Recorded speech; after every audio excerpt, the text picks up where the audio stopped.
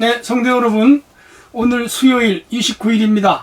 하나님 말씀은 디모데전서 6장 1절로 10절 제가 읽습니다. 물은 멍에 아래 있는 종들은 자기 상전들을 범사에 마땅히 공경할 자로 알지니 이는 하나님의 이름과 교훈으로 비방을 받지 않게 하려 함이라. 믿는 상전들이 있는 자들은 그 상전을 형제라고 가볍게 여기지 말고 더 잘 섬기게 하라. 이는 유익을 받는 자들이 믿는 자요 사랑받는 자임이라. 너는 이것들을 가르치고 권하라. 누구든지 다른 교훈을 하며 바른 말 곧 우리 주 예수 그리스도의 말씀과 경건에 관한 교훈을 따르지 아니하면 그는 교만하여 아무것도 알지 못하고 변론과 언쟁을 좋아하는 자니 이로써 투기와 분쟁과 비방과 악한 생각이 나며 마음이 부패하여지고 진리를 잃어버려 경건을 이익의 방도로 생각하는 자들의 다툼이 일어나느니라. 그러나 자족하는 마음이 있으면 경건은 큰 이익이 되느니라. 우리가 세상에서 아무것도 가지고 온 것이 없으면 또한 아무것도 가지고 가지 못하리니 우리가 먹을 것과 입을 것이 있은즉 족한 줄로 알 것이니라. 부하려는 자들은 시험과 올무와 여러 가지 어리석고 해로운 욕심에 떨어지나니 곧 사람으로 파멸의 멸과 멸망에 빠지게 하는 것이라. 10절 돈을 사랑함이 일만하게 뿌리가 드나니 이것을 탐내는 자들은 미혹을 받아 믿음에서 떠나 많은 근심으로써 자기를 찔렀도다. 아멘. 네, 성도 여러분, 오늘 또 하루 시작됐습니다. 오늘 주제는 자족하는 마음이 세상 유혹을 이깁니다. 디모데전서 여전히 말씀드립니다. 목회 서신입니다. 교회 안에 일어나는 이런저런 문제들, 개인의 문제, 신앙의 문제, 부부간의 문제, 부모 자식 간의 문제, 이웃과의 문제, 교회 리더들과의 문제, 그리고 오늘 여기는 종과 상전의 문제입니다. 고대 시대에는 사실은 인구에 비례하여 종들이 더 많았습니다. 우리나라도 조선 시대에 많을 때는요 62%가 노비들이었어요. 그런 시대가 있었습니다. 그러니까 이 시대에도 다 종들이 있었고 예수님 시대에도 종들이 있는 그 사회였죠. 인간이 만든 제도 중에 제일 나쁜 제도가 인간을 종으로 삼는 거죠. 폭력에 의해서 종이 되기도 하고 또 혹은 이 열등 약한 사람들 힘없는 사람들이 또 붙잡혀 종이 되기도 하고 하여간 인간 제도 중에 가장 악했습니다. 자, 그런데 당시에 주인도 교회를 다니고 종도 교회를 다니는 경우 우리나라도 조선시대 말기와 그리고 6.25 전후 때까지만 하더라도 머슴 제도가 있었습니다. 노비에서 머슴으로 넘어왔죠. 그런데 한 교회에 주인하고 머슴하고 같이 교회를 다니는 경우도 있었고요. 전라도에서는 머슴이 장로님이 되고 주인이 그냥 장로 시험에 떨어졌어요. 근데 그 주인이 훌륭한 분이죠. 자기 머슴이 장로인데 장로를 잘 섬겼고요. 그 기독교에서만 가능해요. 그리고 자기 머슴을 신학교에 보내서 목사님이 되고 그 목사님을 자기 교회에 모시고 이 주인이 머슴이 되었던 사람을 담임 목사를 잘 섬긴 그런 역사가 있습니다. 한남대학교에 가니까 그 장로님을 기리는 기념관이 있는 걸 봤어요. 제가 감동받았어요. 여기 보면 물은 멍에 아래 있는 종들은 자기 상전들을 범사에 마땅히 공경할 자로 알아라. 하나님의 이름과 교훈으로 비방을 받지 않게 하려 함이라. 똑같이 교회 다니니까 그리스도 안에서는 종과 주인이 없잖아요. 다 형제 자매잖아요. 그래서 이 종들이 주인을 함부로 대하거나 혹은 주인으로 섬기지 않는 그런 경향이 있었어요. 질서가 깨지는 거죠. 집에서는 종과 주인인데 교회에 와가지고는 또 함부로 막대하고 이중적인 거게 되죠. 그래서 비록 교회 안에서 그리스도 안에 한 형제요 가족이라 하더라도 종과 또 이 주인 사회적 관념과 통속 안에서 깍듯하게 섬겨라, 그런 겁니다. 굉장히 인간적이죠. 오늘은 이 종과 주인이 없고 직원과 경영주, 회사 다니잖아요. 그러면 경영주와 이 직원 두 분이 다 같은 교회를 다닌다 하더라도 그리스도 안에서는 한 형제요 영적인 가족이지만은 또 사회적으로는 분명히 경영주는 경영주고 직원은 직원이 월급을 받으니까 깍듯하게 대해라, 그렇게 말합니다. 믿는 상전이 있는 자들은 상전을 형제라고 가볍게 여기지 말고 잘 섬겨라, 그렇게 말씀하고 있습니다. 이건 우리가 사회 통념적이기도 하고 기본적이기도 한 그러한 참 그리스도인의 인격의 모습이라고 생각할 수 있습니다. 누구든지 바른 교훈을 바른 말 곧 우리 주 예수 그리스도의 말씀과 경건에 관한 교훈을 따르지 아니하거든 이거 이단이에요. 이단을 주의하라 그 말입니다. 그는 즉 이단들은 교만하여 아무것도 알지 못하고 변론, 언쟁, 투기, 분쟁, 시기, 악한 생각을 한다 그 말이에요. 또 5절에 보면 부패, 진리를 잃어버렸고 경건을 이익의 방도로 생각하고 다툼을 일으키는 자들입니다. 초기부터 이단들이 이렇게 나왔어요. 영지주의, 몬타니스주의, 가연설주의, 또 율법주의, 할례파, 니골라당 다 초대교회 이단들입니다. 이외에도 많은 이단들이 있었어요. 이 이단들을 굉장히 교회는 경계했죠. 오늘도 마찬가지잖아요. 우리나라도 많은 이단들이 있잖아요. 경계해야지요.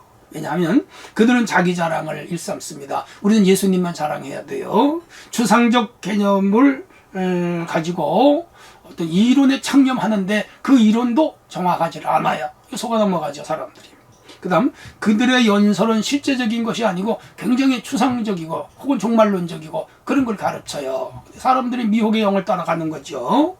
교회의 덕을 세우지 않습니다. 이 사람들은 교회를 분열시키고 또 스스로 교만하고 그래서 교회를 깨지고 교회를 끌고 가고 그럽니다. 야, 그래서 오늘날 한국 교회도 자꾸 이단들이 들어와서 교회를 허물잖아요. 이런 자들을 경계해라. 앞으로 주님 오신 날까지 이단들은 나올 거예요. 소위 적그리스도 거짓 선지자들, 주의 이름으로 귀신을 쫓아내고 주의 이름으로 병을 고치고 주의 이름으로 능력을 행했습니다. 주님께서 말씀하십니다. 나는 도무지 알지 못하니 내게서 떠나가라. 이 자들이에요. 우리 이단을 경계해야 됩니다. 자, 다시 6절로 넘어오면 자족하는 마음이 있으면 경건에 큰 이익이 된다. 자족에 대해서 설명합니다. 문제는 욕심이죠.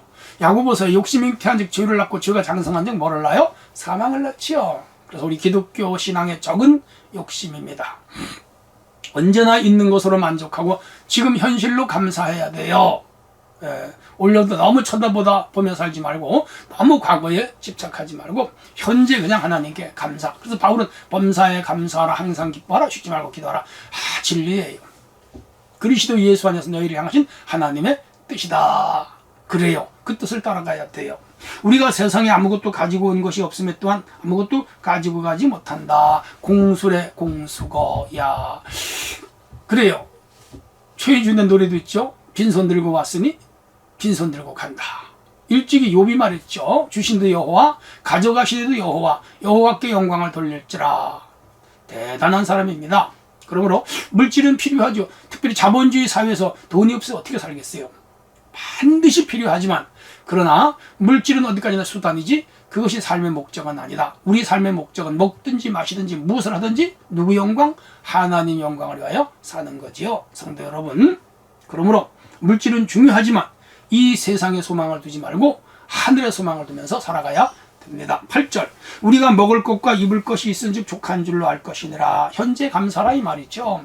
예수님은 마태복음 6장에 뭐라 말씀했어요? 염려하지 말라. 키를 한 잔 더 하겠느냐? 하늘 나는 새도 먹이시고 들에 핀 백합화도 입히시거든.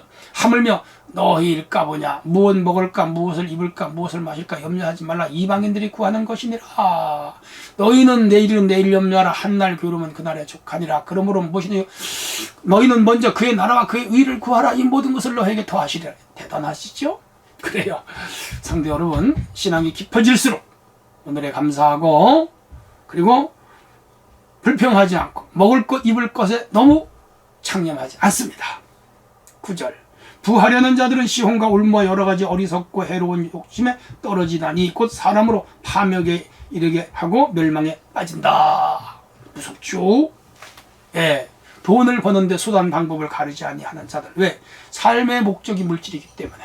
요즘은 TV에 계속 나오는 문제가 뭐예요? 국회의원과 관련되어 또 대통령 후보와 관련되어 다 물질 문제잖아요. 사업 문제, 수천억 얘기가 오고 가잖아요. 저는 누구를 정죄하진 않아요. 현재 세상 사람들이 살아가는 게 다 그거 물질에 노예가 되거나 물질을 삶의 목표로 사니까 그렇게 되는 거예요. 우리 그렇게 살지 말자 하는 얘기죠. 돈을 사랑하면 일만하게 뿌리가 된다. 이것을 탐하는 자들은 미혹을 받아 믿음에서 떠나 많은 근심으로서 자기를 치렀다. 그래서 이 물질에 너무 인색하거나 물질에 너무 창념하거나 그런 사람들은 믿음 생활도 못해요.